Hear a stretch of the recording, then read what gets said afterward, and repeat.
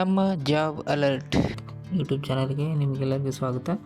So ಇವತ್ತು ನಾವು ಏನು ಒಂದು ನೋಡ್ತಾ ಇದ್ದೀವಿ ಅಂತಂದರೆ, ಇವತ್ತು ಗೃಹಲಕ್ಷ್ಮಿಗೆ ಸಂಬಂಧಪಟ್ಟಂಥ ಒಂದು ನ್ಯೂಸ್ ನೋಡ್ತಾ ಇದ್ದೀವಿ. ಸೊ 1.1 ಲಕ್ಷ ಮಹಿಳೆಯರ ಹೆಸರನ್ನು ಪಟ್ಟಿಯಿಂದ ತೆಗೆದುಹಾಕಿದ್ದಾರೆ. ಕಾರಣ ಏನು, ಯಾವ ಜಿಲ್ಲೆಯಲ್ಲಿ ಎಷ್ಟು ಜನ ತೆಗೆದುಹಾಕಿದ್ದಾರೆ, ಏನಕ್ಕೆ ತೆಗೆದುಹಾಕಿದ್ದಾರೆ ಅನ್ನೋದನ್ನು ಇವತ್ತಿನ ಒಂದು ವಿಡಿಯೋದಲ್ಲಿ ನಾವು ನೋಡೋಣ. ಸೊ ಇದು ನಮ್ಮ ರಾಜ್ಯ ಸರ್ಕಾರದಿಂದ ಏನು ನಮಗೆ ಗೃಹಲಕ್ಷ್ಮಿ ಯೋಜನೆ ಜಾರಿಗೆ ಮಾಡಿದೆಯೋ, ಸೊ ಅದರಲ್ಲಿ 17 ಜಿಲ್ಲೆಗಳಲ್ಲಿ 1.1 ಲಕ್ಷಕ್ಕೂ ಹೆಚ್ಚು ಅನರ್ಹ ಅವ್ರನ್ನ ಪಟ್ಟಿಯಿಂದ ಕೈಬಿಡಲಾಗಿದೆ. ಇನ್ನು ಮುಂದೆ ಅವ್ರ ಖಾತೆಗೆ 2,000 ರೂಪಾಯಿ ಏನು ಬರಬೇಕಾಗಿತ್ತಲ್ವ, ಅದು ಬರಲ್ಲ. ಸೊ ಇನ್ಮೇಲೆ ಏನು ಮಾಡಬೇಕು ಅಂದರೆ, ಅದಕ್ಕೆ ಬಯೋಮೆಟ್ರಿಕ್ KYCನ ಕಡ್ಡಾಯ ಮಾಡಿದ್ದಾರೆ. ಸೊ ರಾಜ್ಯ ಸರ್ಕಾರದ ಅತ್ಯಂತ ಜನಪ್ರಿಯ ಪಂಚ ಗ್ಯಾರಂಟಿಗಳಲ್ಲಿ ಒಂದಾದ ಕೋಟ್ಯಾಂತರ ಮಹಿಳೆಯರ ಆರ್ಥಿಕ ಶಕ್ತಿ ಗೃಹಲಕ್ಷ್ಮಿ ಯೋಜನೆಗೆ ಸಂಬಂಧಿಸಿದ್ದು. ಸೊ 2,000 ರೂಪಾಯಿ ಜಮಾ ಆಗ್ತಿತ್ತಂತ ಏನು ಮಹಿಳೆಯರು ಭಾವಿಸಿದ್ರಲ್ಲ, ಈಗ ಅದಕ್ಕೆ ಸರ್ಕಾರ ಒಂದು ದೊಡ್ಡ ಶಾಖನ್ನು ಕೊಟ್ಟಿದ್ದಾರೆ. ಸೊ ಯೋಜನೆ ಆರಂಭವಾಗಿ ಯಶಸ್ವಿಯಾಗಿ ಮುನ್ನಡೆದಿದ್ದರೂ ಇತ್ತೀಚಿನ ದಿನಗಳಲ್ಲಿ ದೊಡ್ಡ ಪ್ರಮಾಣದ ಅಕ್ರಮ ದುರುಪಯೋಗ ನಡೆಯುತ್ತಿರುವುದು ಸರ್ಕಾರ ಗಮನಕ್ಕೆ ಬಂದಿದೆ. ಯಾಕಂತಂದರೆ ಇವಾಗ ಆಲ್ರೆಡಿ ಅವರು ಡೆತ್ ಆಗಿರ್ತಾರೆ, ಅವ್ರ ಹೆಸರಲ್ಲೇ ಇನ್ನೂ ಅದು ಬರ್ತಾನೆ ಇರುತ್ತೆ ಗೃಹಲಕ್ಷ್ಮಿ. ಸೊ ಇದನ್ನು ಅವ್ರಿಗೆ ಗಮನಕ್ಕೆ ಬಂದಿರೋದ್ರಿಂದ ಈ ಒಂದು ಜಾರಿಗೆಯನ್ನು ತಂದಿದ್ದಾರೆ. ಈಗಾಗಲೇ 17 ಜಿಲ್ಲೆಗಳಲ್ಲಿ ತೀವ್ರವಾಗಿ ಪರಿಶೀಲನೆ ನಡೆಸಿದಾಗ ಬರೋಬ್ಬರಿ 1,12,092ಕ್ಕೂ ಹೆಚ್ಚು ಜನ ಅನರ್ಹ ಮಹಿಳೆಯರು ಯೋಜನೆಯಿಂದ ಶಾಶ್ವತವಾಗಿ ಅವ್ರನ್ನ ತೆಗೆದುಹಾಕಿದ್ದಾರೆ. ಸೊ ಮುಂದಿನ ತಿಂಗಳಿಂದ ನಿಮಗೆ 2,000 ರೂಪಾಯಿ ಹಣ ಬರಬೇಕಾದ್ರೆ ಏನು ಸರ್ಕಾರದಿಂದ ಹೊಸ ಜಾರಿಗೆ ತಂದಿರುವಂಥ ಕಟ್ಟುನಿಟ್ಟಿನ ನಿಯಮ ಏನು, ಅವನು ಯಾವ ಥರ ಇದೆ ಅಂತ ನಾವಿವಾಗ ನೋಡೋಣ. ಸೊ 67,000ಕ್ಕೂ ಹೆಚ್ಚು ಮೃತರ ಖಾತೆಗೆ ಹೋಗ್ತಿರ್ತಾನೆ, ಅಂದರೆ 67,000 ಜನನೂ ಅವರು ಡೆತ್ ಆಗಿದ್ದಾರೆ. ಸೊ ಆದರೂ ಅವರ ಅಕೌಂಟಿಗೆ ನಮ್ಮ ಒಂದು ಗೃಹಲಕ್ಷ್ಮಿಯಿಂದ 2,000 ರೂಪಾಯಿ ಏನಿದೆಯಲ್ಲ, ಅದು ಅವರ ಅಕೌಂಟಿಗೆ ಹೋಗ್ತಾನೆ ಇದೆ. ಸೊ ಇದು ಅವ್ರ ಗಮನಕ್ಕೆ ಬಂದಿದೆ. ಮೃತ ಫಲಾನುಭವಿಗಳು 67,869 ಜನ ಇವರು ಮಹಿಳೆಯರು ವಿವಿಧ ಕಾರಣಗಳಿಂದ ಅವರು ಆಲ್ರೆಡಿ ಅವರು ಡೆತ್ ಆಗಿದ್ದಾರೆ. ಸೊ ಆದರೂ ಅವ್ರಿಗೆ 2,000 ರೂಪಾಯಿ ಪ್ರತಿ ತಿಂಗಳಿಗೆ ಹೋಗ್ತಾ ಇದೆ.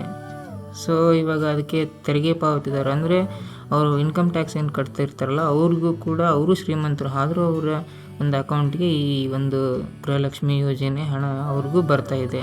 ಸೊ ಹೀಗಾಗಿ ಎಲ್ಲವನ್ನು ಅವರು ಸರ್ಕಾರದಿಂದ ವಿಚಾರಣೆ ನಡೆಸಿ ಪ್ರಸ್ತುತ ಈ 17 ಜಿಲ್ಲೆಗಳ ವ್ಯಾಪ್ತಿಯಲ್ಲಿ ಬರುವಂಥ 1,12,092 ಗೃಹಲಕ್ಷ್ಮಿಯರನ್ನು ಗುರುತಿಸಿ ಅವ್ರನ್ನ ಹೆಸರಿಂದ ತೆಗೆದುಹಾಕುವಂಥ ಒಂದು ಐಡಿಯಾವನ್ನು ಅವರು ತಕ್ಷಣದಿಂದ ಯಾರೇ ಬರಬೇಕಂತ ಮಾಡಿದ್ದಾರೆ. ಯಾವ ಜಿಲ್ಲೆಯಲ್ಲಿ ಎಷ್ಟೆಷ್ಟು ಜನ ಗೃಹಲಕ್ಷ್ಮಿಯಿಂದ ಹೊರಕ್ಕೆ ಹೋಗಿದ್ದಾರೆ ಅಂತ ಇವತ್ತು ನೋಡೋಣ ನಾವು. ಸೊ 17 ಜಿಲ್ಲೆ ಅಂತ ಹೇಳಿದ್ದಾರೆ. 17 ಜಿಲ್ಲೆಯಲ್ಲಿ ಮೈಸೂರು ಜಿಲ್ಲೆಯಲ್ಲಿ 18,000 ಮಹಿಳೆಯರನ್ನು ಈ ಒಂದು ಪಟ್ಟಿಯಿಂದ ಕೈ ಬಿಡಲಾಗಿದೆ. ಹಾಗೂ ಬೆಂಗಳೂರು ದಕ್ಷಿಣ 12,719 ಮಹಿಳೆಯರು, ಹಾಗೂ ಚಿತ್ರದುರ್ಗದಿಂದ 12,637 ಮಹಿಳೆಯರು, ಹಾಗೂ ದಕ್ಷಿಣ ಕನ್ನಡ ಅಂದರೆ ಮಂಗಳೂರಲ್ಲಿ 9,000, ಶಿವಮೊಗ್ಗದಲ್ಲಿ 8,114 ಮಹಿಳೆಯರು, ಕಲಬುರಗಿಯಲ್ಲಿ 7,978 ಮಹಿಳೆಯರು, ಹಾಗೂ ಕೊಪ್ಪಳ ಜಿಲ್ಲೆಯಲ್ಲಿ 7,200 ಮಹಿಳೆಯರನ್ನು ಕೈಬಿಡಲಾಗಿದೆ. ಹಾಗೂ ಅದೇ ರೀತಿ ನಮ್ಮ ಧಾರವಾಡ ಜಿಲ್ಲೆಯಲ್ಲಿ 6,397 ಜನ, ಉತ್ತರ ಕನ್ನಡ ಕಾರವಾರ ಸೈಡೆಲ್ಲ 6,380 ಜನ, ಹಾವೇರಿಯಲ್ಲಿ 6,346 ಮಹಿಳೆಯರು, ಬಳ್ಳಾರಿಯಲ್ಲಿ 4,225 ಮಹಿಳೆಯರು, ದಾವಣಗೆರೆಯಲ್ಲಿ 4,000 ಮಹಿಳೆಯರು, ಉಡುಪಿಯಲ್ಲಿ 2,800, ಕೊಡಗು 2,687, ರಾಯಚೂರು 1,854, ಗದಗಲ್ಲಿ 1,231 ಮಹಿಳೆಯರನ್ನು ಕೈಬಿಡಲಾಗಿದೆ. ಅದೇ ರೀತಿ ಬಾಗಲಕೋಟೆಯಲ್ಲೂ ಕೂಡ 524 ಮಹಿಳೆಯರನ್ನು ಕೈಬಿಡಲಾಗಿದೆ. ಸೊ ಇದು ಗ್ಯಾರಂಟಿ ದುರ್ಬಳಕೆ ಸಹಿಸಲ್ಲ ಅಂತ ನಮ್ಮ ಮುಖ್ಯಮಂತ್ರಿಗಳು ಕಟ್ಟುನಿಟ್ಟಾಗಿ ವಾರ್ನಿಂಗನ್ನು ಕೊಟ್ಟಿದ್ದಾರೆ.